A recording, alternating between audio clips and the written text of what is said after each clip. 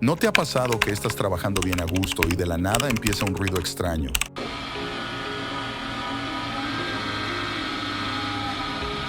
Y te preguntas, ¿qué será ese ruido? Quédate que aquí te lo explico. Después de pasar minutos investigando sobre el ruido, encontré a los principales causantes. Y no te espantes, no se incendiara tu PC. Este ruido es por estas razones. Los ventiladores están sucios, desequilibrados o dañados. 2. Estás ejecutando tareas muy pesadas como juego o renderización de vídeos. Los ventiladores pueden acelerarse y hacer más ruido para mantener la temperatura bajo control. 3. Tu computador necesita urgente una limpieza total. Pero ahora dime, ¿a ti te ha pasado esto? Déjalo en los comentarios y de paso nos empiezas a seguir si aún no lo haces.